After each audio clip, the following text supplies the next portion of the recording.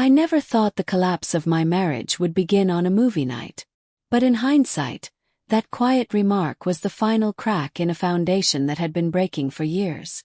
It was a Friday in October, colder than usual for the season. Sarah and I were watching one of those action thrillers she enjoyed, the kind where the main character had impossible skills and even more impossible abs. We'd ordered Thai food, and I was halfway through my pad Thai when she leaned over and said, "Why can't you be more like him?" The words pierced me like a bullet, cutting through the noise on screen and sinking deep into my chest. 15 years of marriage, and here we were. Who? I asked, fork frozen halfway to my mouth. The guy who had just taken down 16 men with a pen. She rolled her eyes. No, Michael. Not like that. Then who? She hesitated, sipped her wine and finally answered, "Just someone who knows what he's doing." The food in my mouth turned to dust. I set the container aside and paused the film. What does that mean? Nothing. Forget it. Play the movie. But I couldn't let it slide. She avoided my eyes. Pressed again. Tell me what you meant. She sighed heavily, making me feel like I was the most exhausting person alive. It's just, you've been in the same job for 10 years. We haven't taken a real vacation in 3. And we're still living in this starter house. She gestured around the living room, the same one I had painted last summer while she was away at her sister's. I thought we were saving for retirement. I blinked, trying to process her words. For what future, Michael? She snapped, her tone cold.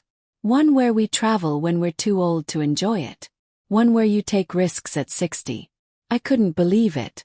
The woman who once loved my careful planning, my steady ways, now looked at me like I was a disappointment. Is there someone else? I asked, the question burning my throat. Just play the movie, Michael. But I knew. Right then I knew. I stood, muttered, "I'm going for a drive." "Of course you are," she replied, seizing the remote. Run away instead of talking. I grabbed my jacket, slipped on my shoes and left. I drove aimlessly through the neighborhood.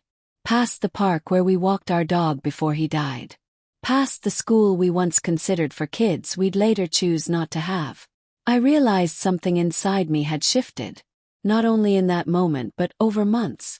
The way she was always on her phone, the late work dinners, the new clothes, and that faint cologne that wasn't mine. I wasn't blind. I just hadn't wanted to face it. I pulled into the driveway 3 hours later. The house was dark except for the bedroom light. I sat in the car staring at the fall wreath on the door, one of Sarah's many Target finds. Instead of going in, I turned the engine on and drove to a hotel. I checked in, dropped my bag on the bed, and lay on the stiff mattress. Pulled out my phone. No text, no missed calls. Nothing from Sarah. 15 years together, and she couldn't even pretend to care. The next morning I went to work early. I'm a project manager at a construction firm. Not glamorous but steady. Good pay, solid benefits, and a 401k. The kind of things Sarah once valued, before they became proof of my mediocrity. Around lunch my phone buzzed. "Where are you?" I waited an hour before replying. "At work." "You didn't come home last night." I stared at the text. No concern. "No, are you okay?" Just a statement. "No, I didn't." 3 dots appeared, disappeared, then came back. "We should talk tonight." I didn't reply. Instead I called Derek, a friend who survived a brutal divorce 3 years ago. "Can I crash at your place?" "Yes." "Sure, man. Everything okay?" "Well, but it will be." That afternoon I left work early and went to the bank. Sarah and I had 3 accounts, hers, mine, and our joint for bills. I withdrew exactly half of the joint and moved it into mine. Not $1 more. Then I went home while she was still at work. I packed clothes, toiletries, documents. Left the wedding album on the shelf. As I zipped my suitcase, her laptop sat open on the desk. I'm not proud of what I did next, but when you're standing at the edge, sometimes you need to know if you're being shoved. I opened her email. There they were, messages with someone named James. Dozens stretching back months. "Miss you already. Last night was incredible. Can't wait to see you. Michael's away next month. 3 days. We'll figure it out. You deserve happiness. My hands shook as I scrolled. James from her marketing team. The James she had casually mentioned. The James who apparently knew what he was doing. I snapped photos of the emails, closed her laptop, and finished packing. As I loaded my car, our neighbor Bill waved. "Taking a trip, Michael?" "Something like that," I said, forcing a smile. At Derek's, I sat on the pull-out couch, finally checking my phone. 3 missed calls from Sarah. A text. "Where are you? We need to talk. I'm sorry about last night." Sorry about what? The comment. Or her affair? I didn't reply. The next day, Saturday, she called again. I let it go to voicemail. "Michael, this is ridiculous. Please come home and talk like adults. Stop being dramatic." Dramatic? Discovering my wife's betrayal was just me being theatrical. I ignored it. Spent the day helping Derek install kitchen cabinets.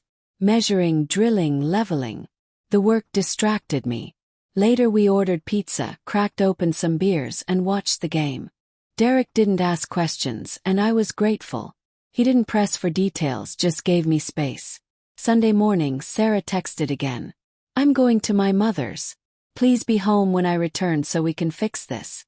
Fix this? As if it were something simple like a broken faucet.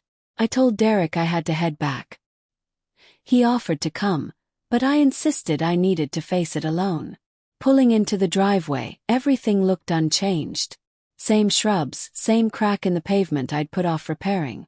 I walked slowly through the rooms, cataloging the life we'd built over 15 years, now reduced to furniture and appliances. I grabbed what I'd forgotten. My winter coat, a few books, my father's watch from the safe. Then, without planning it, I called a locksmith. "I need a consultation about changing locks," I said. When he arrived, I explained I was separating from my wife and wanted to secure the house. The older man with salt and pepper hair nodded knowingly. "Happens more than you think," he said. He suggested a keypad lock I could control remotely. Sarah could have a temporary code and I could change it any time. While he worked, I wrote Sarah a note and left it on the table. "I know about James. I've felt it for months but didn't want to believe it. I need time to think. Door code is 5428. I'll be in touch. Michael." Driving away, my phone rang. "Sarah." I declined. A text followed. "What do you mean you know about James? He's just a coworker." I almost laughed at her stubborn lie. Back at Derek's, I felt a strange calm, like I'd finally done what needed to be done. By 7 p.m., my phone buzzed non-stop. Texts, calls from Sarah. "I can't believe this. You're overreacting. Pick up the damn phone." I powered it off and let her unravel. The next morning I called HR and took a week off. Then I drove to a colleague's mountain cabin 3 hours away.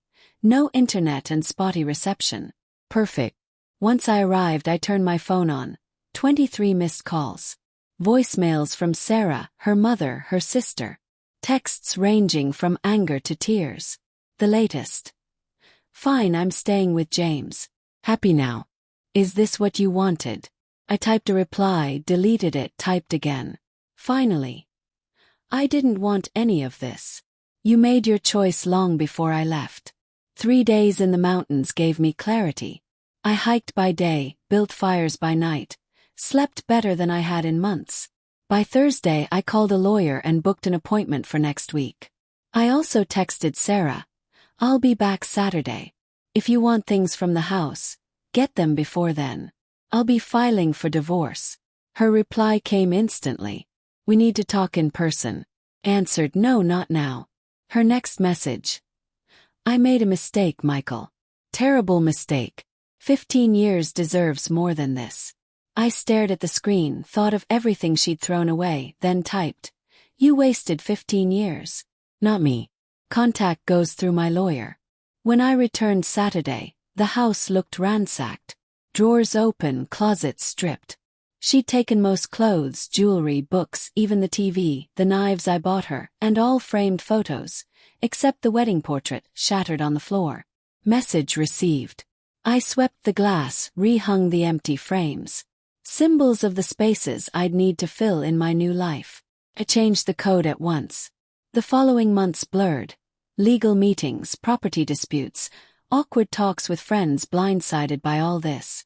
Sarah fought hard at first, claiming it was just a fling that I overreacted. Then she demanded half my 401k, the house, even my car. Her lawyer threatened abandonment because I'd left. Mine countered with evidence. Her affair, her plans to meet James while I traveled. Infidelity didn't change property laws, but it shaped the narrative in mediation. 9 months later we settled.